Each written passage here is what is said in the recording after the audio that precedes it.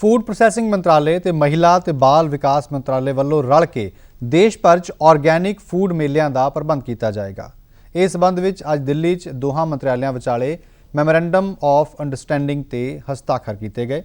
इस मौके केंद्रीय फूड प्रोसैसिंग मंत्री हरसिमरत कौर बादल ते केंद्रीय महिला ते बाल विकास मंत्री स्मृति ईरानी भी उचेचे तौर पर मौजूद रहे। ऑर्गैनिक फूड मेले की शुरुआत जनवरी महीने तो की जाएगी।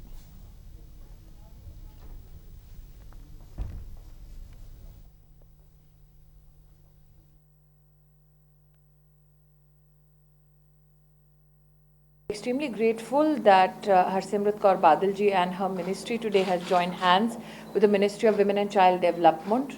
Under the aegis of the Honourable Prime Minister, effort within the government has always been to ensure that ministries converge their strengths, their capacities to help serve the people of our country better. In that context today, we are trying to support women who are in the business of organic farming, and this one step of converging our efforts will benefit millions of ladies across the country. My grateful thanks to Harsimrat Kaur ji. Through our Institute of Food Processing, Entrepreneurship and Food Technology, which is the only institute of its kind, which is going to put forth this special National Organic Mela, which is targeted towards promoting organic and promoting women. So this is a classic case of two women coming together to promote the two causes which is very dear to our Honourable Prime Minister, which is doubling farmers' income and uplifting women, for which this government has been working. And I think through this National Organic Mela, we are going to achieve great successes in not just uplifting women, promoting organic food, which is healthy eating means healthy living, but also directly connecting the producer to the consumer. So I thank Smriti ji for this initiative, which I'm hoping that together we make it extremely successful and starts a new kind of an agenda in India, which is to promote healthy eating, organic eating, and women who are natural processors who know what health of the family is all about. Here are two women who will come together to give you a healthy nation in the future. इस नाल ही केंद्रीय मंत्री हरसिमरत कौर बादल ने कहा कि केंद्र सरकार ਦੀਆਂ ਜ਼ਿਆਦਾਤਰ ਸਕੀਮਾਂ ਮਹਿਲਾ ਸ਼ਕਤੀਕਰਨ ਅਤੇ ਕਿਸਾਨਾਂ ਦੀ ਆਮਦਨ ਜ਼ਿਆਦਾ ਤੋਂ ਜ਼ਿਆਦਾ ਵਧਾਉਣ ਵੱਲ ਹੀ ਕੇਂਦਰਿਤ ਨੇ। ਦੋਨੋਂ ਮੰਤਰਾਲਿਆਂ ਨੇ ਇਕੱਠੇ ਹੋ ਕੇ ਕਿ ਅੱਜ ਦੇਸ਼ ਵਿੱਚ ਜਿੱਥੇ ਦੁਨੀਆ ਵਿੱਚ ਤੇ ਖਾਸ ਤੌਰ 'ਤੇ ਸਾਡੇ ਦੇਸ਼ ਵਿੱਚ ਵੀ ਈਟ ਹੈਲਦੀ ਲਿਵ ਹੈਲਦੀ, ਜਿਹੜਾ ਤੁਸੀਂ ਖਾਂਦੇ ਹੋ ਉਸ ਤਰ੍ਹਾਂ ਹੀ ਤੁਹਾਡੀ ਸਿਹਤ ਹੁੰਦੀ ਹੈ ਤੇ ਉਹੋ ਜਿਹਾ ਹੀ ਤੁਹਾਡਾ ਜੀਵਨ ਹੁੰਦਾ ਹੈ, ਤੇ ਲੋਕੀ ਵੱਧ ਤੋਂ ਵੱਧ ਚੰਗਾ ਖਾਣਾ ਚਾਹੁੰਦੇ ਨੇ ਤੇ ਚੰਗਾ ਬੱਚਿਆਂ ਨੂੰ ਖਿਲਾਣਾ ਵੀ ਚਾਹੁੰਦੇ ਨੇ। ਇਸੇ ਤਰ੍ਹਾਂ WCD ministry woman and child welfare ministry ਦਾ ਵੀ ਆਹੀ ਨਿਸ਼ਾਨਾ ਹੈਗਾ ਕਿ ਅੱਜ ਔਰਤਾਂ ਨੂੰ ਕਿਵੇਂ ਅਸੀਂ ਐਮਪਾਵਰ ਕਰੀਏ ਤੇ ਉਹਨਾਂ ਨੂੰ ਵੀ ਘਰ ਬੈਠੇ ਇੱਕ ਸੋਰਸ ਆਫ ਇਨਕਮ ਮਿਲੇ। ਸੋ ਦੋਨੋਂ ਮੰਤਰਾਲਿਆਂ ਨੇ ਜੁੜ ਕੇ ਅੱਜ ਆਰਗੈਨਿਕ ਫੂਡ ਜਿਹੜੇ ਔਰਤਾਂ ਤੋਂ ਆਪ ਉਹ ਪ੍ਰੋਸੈਸ ਕਰਦੀਆਂ ਨੇ ਜਾਂ ਉਗਾਉਂਦੇ, ਇਹਦੇ ਵਾਸਤੇ ਇੱਕ ਅਸੀਂ ਇੱਕ ਨੈਸ਼ਨਲ ਤੁਸੀਂ ਕਹਿ ਸਕਦੇ ਹੋ ਕਿ ਇੱਕ ਇਵੈਂਟ ਹੋਊਗਾ ਹਰ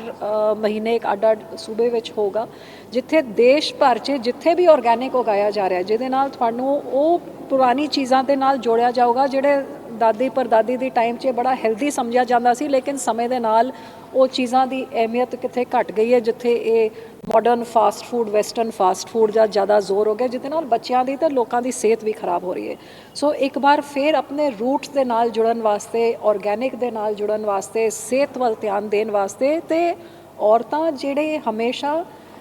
ਹਰ ਘਰ 'ਚ ਸਮਾਜ 'ਚ ਆਪਣੇ ਪਰਿਵਾਰ ਦੀ ਸਿਹਤ ਕਿਚਨ 'ਚ ਵੀ ਜੇ ਕਰਦੀਆਂ ਨੇ ਤਾਂ ਆਪਣੇ ਪਰਿਵਾਰ ਦੀ ਸਿਹਤ ਨੂੰ ਦੇਖਦੇ ਹੋਏ ਕਿ ਕੀ ਪਰਿਵਾਰ ਵਾਸਤੇ ਚੰਗਾ, ਬਹੁਤ ਸਮਾਂ ਔਰਤਾਂ ਲਗਾਉਂਦੀਆਂ ਨੇ। ਸੋ ਉਹਨਾਂ ਔਰਤਾਂ ਨੂੰ ਅੱਗੇ ਲਾਉਣ ਵਾਸਤੇ ਜਿਹੜਾ ਆਰਗੈਨਿਕ ਉਗਾਉਂਦੀਆਂ ਨੇ, ਆਰਗੈਨਿਕ ਪ੍ਰੋਸੈਸ ਕਰਦੀਆਂ ਨੇ, ਉਹਨਾਂ ਨੂੰ ਵੇਚਣ ਦਾ ਇੱਕ ਮੀਡੀਅਮ ਬਣਾਉਣ ਵਾਸਤੇ ਇਹ ਇਵੈਂਟ ਕੀਤਾ ਜਾਊਗਾ, ਜਿੱਥੇ ਇਕੱਲੇ ਖਾਣ ਪੀਣ ਦੀ ਚੀਜ਼ਾਂ ਨਹੀਂ, ਲੇਕਿਨ ਆਰਗੈਨਿਕ ਅੱਜ ਕੱਲ੍ਹ ਤਾਂ ਕੱਪੜੇ ਵੀ ਬਣਨ ਲੱਗ ਗਏ ਨੇ, ਕਈ ਚੀਜ਼ਾਂ ਆਰਗੈਨਿਕ ਹੋਣ ਲੱਗੀਆਂ ਨੇ, ਉਹਨਾਂ ਸਾਰਿਆਂ ਨੂੰ ਇੱਕ ਪਲੈਟਫਾਰਮ ਮਿਲੂਗਾ। ਤੇ ਮੈਂ ਉਮੀਦ ਕਰਦੀ ਹਾਂ ਕਿ ਅਸੀਂ ਅੱਗੇ ਤੋਂ ਅੱਗੇ ਵਧਾਂਗੇ ਤੇ ਇਹ ਲੋਕਾਂ ਨੂੰ ਜਿੱਥੇ ਉਹਨਾਂ ਨੂੰ ਇੱਕ ਜ਼ਰੀਆ ਮਿਲੂਗਾ ਵੇਚਣ ਦਾ, ਨਵੀਂ ਚੀਜ਼ਾਂ ਬਾਰੇ ਜਾਣਨ ਦਾ, ਨਈ ਟੈਕਨੋਲੋਜੀ, ਨਏ ਸਕਿਲਿੰਗ, ਨਏ ਨੋ-ਹਾਊ ਉਹਨਾਂ ਨੂੰ ਇੰਪਾਰਟ ਕਰਾਂਗੇ। ਉੱਥੇ ਕੰਜ਼ਿਊਮਰਸ ਨੂੰ ਵੀ ਇੱਕ ਬੇਸ ਮਿਲੂਗਾ, ਜਿੱਥੇ ਅਸੀਂ ਸ਼ਹਿਰ 'ਚ ਰਹਿੰਦੇ ਹਾਂ, ਅਸੀਂ ਵੀ ਚਾਹੁੰਦੇ ਹਾਂ ਕਿ ਸਾਨੂੰ ਆਰਗੈਨਿਕ ਚੀਜ਼ਾਂ ਮਿਲਣ, ਤੇ ਇਸ ਸਿੱਧੇ ਪ੍ਰੋਡਿਊਸਰ ਨੂੰ ਕੰਜ਼ਿਊਮਰ ਨਾਲ ਜੋੜਨ ਦਾ ਇੱਕ ਮੌਕਾ ਹੋ। ਕਿਸਾਨ ਸੰਪਦਾ ਯੋਜਨਾ ਜਿਹੜਾ ਪ੍ਰਧਾਨ ਮੰਤਰੀ ਜੀ ਨੇ ਸਾਨੂੰ 6000 ਕਰੋੜ ਰੁਪਏ ਦਿੱਤੇ ਸੀ ਇਹਨਾਂ ਪਿਛਲੇ 2 ਸਾਲਾਂ ਵਿੱਚ ਇਨਫਰਾਸਟ੍ਰਕਚਰ ਕ੍ਰੀਏਸ਼ਨ ਕਰਨ ਵਾਸਤੇ, ਜਿਹਦੇ ਨਾਲ ਘੱਟ ਤੋਂ ਘੱਟ 12 ਲੱਖ ਕਿਸਾਨਾਂ ਨੂੰ ਡਾਇਰੈਕਟ ਇਨਡਾਇਰੈਕਟ ਫਾਇਦਾ ਹੋਣਾ ਹੈ ਤੇ 5 ਲੱਖ ਦੇ ਕਰੀਬ ਰੋਜ਼ਗਾਰ ਦੇ ਸਾਧਨ ਪ੍ਰਾਪਤ ਹੋਣੇ ਨੇ ਤੇ 330 lakh matric ton agro produce ਦੀ ਪ੍ਰੋਸੈਸਿੰਗ ਹੋਣੀ ਹੈ, ਜਿਹਦੇ ਨਾਲ ਰੱਖ ਰਖਾਵ ਦੇ ਸਾਧਨ ਪੈਦਾ ਹੋਣ ਦੇ ਨਾਲ ਬਰਬਾਦੀ ਘਟੂਗੀ, ਪ੍ਰੋਸੈਸਿੰਗ ਹੋਣ ਦੇ ਨਾਲ ਅਵੇਲੇਬਿਲਿਟੀ ਵਧੂਗੀ ਤੇ ਕਿਸਾਨਾਂ ਨੂੰ ਤੇ ਕੰਜ਼ਿਊਮਰ ਨੂੰ ਦੋਨਾਂ ਨੂੰ ਫਾਇਦਾ ਹੋਗਾ। ਸੋ ਲਗਾਤਾਰ ਇਹ ਮੀਟਿੰਗਸ ਕਰਕੇ ਵਧੀਆ ਪ੍ਰੋਜੈਕਟ ਆਉਣ, ਉਹਨਾਂ ਪ੍ਰੋਜੈਕਟ ਨੂੰ ਹਰ ਤਰ੍ਹਾਂ ਦਾ ਇੱਕ ਸਹਿਯੋਗ ਦਿੱਤਾ ਜਾਏ, ਸਟੇਟ ਲੈਵਲ 'ਚ ਉਹਨਾਂ ਦੀ ਮਦਦ ਕੀਤੀ ਜਾਏ, ਸੈਂਟਰ ਤੋਂ ਮਦਦ ਕੀਤੀ ਜਾਏ ਤੇ ਇੱਕ ਮੰਤਰਾਲੇ ਵੱਲੋਂ ਸਬਸਿਡੀ ਦੇ ਕੇ ਭਾਵੇਂ ਛੋਟੇ ਕਿਸਾਨ ਐਗਰੋ ਪ੍ਰੋਡਿਊਸਰਸ ਬਣਨ, ਬੈਕਵਰਡ ਫਾਰਵਰਡ ਲਿੰਕੇਜ ਬਣਾ ਕੇ, ਜਾਂ ਛੋਟੇ ਮਿਨੀ ਫੂਡ ਪਾਰਕਸ ਬਣਨ, ਜਾਂ ਪਾਰਕਸ ਦੇ ਵਿੱਚ ਯੂਨਿਟ ਲਗਾਏ ਜਾਣ, ਜਾਂ ਹੁਣ ਨਵੀਂ ਜਿਹੜੀ ਗ੍ਰਾਮ ਸਮਰਿੱਧੀ ਯੋਜਨਾ ਆ ਰਹੀ ਹੈ ਉਹ ਵੀ ਇੱਕ ਨਵੀਂ ਚੀਜ਼। ਸੋ ਹਰ ਪੱਖੋਂ ਆਹੀ ਨਿਸ਼ਾਨਾ ਕਿ ਕਿਸਾਨਾਂ ਦੀ ਆਮਦਨ ਨੂੰ ਕਿਵੇਂ ਵਧਾਇਆ ਜਾਏ ਤੇ ਸਾਡੇ ਨੌਜਵਾਨਾਂ ਨੂੰ ਰੋਜ਼ਗਾਰ ਦਾ ਸਾਧਨ ਕਿਵੇਂ ਦਿਲਵਾਇਆ ਜਾਏ।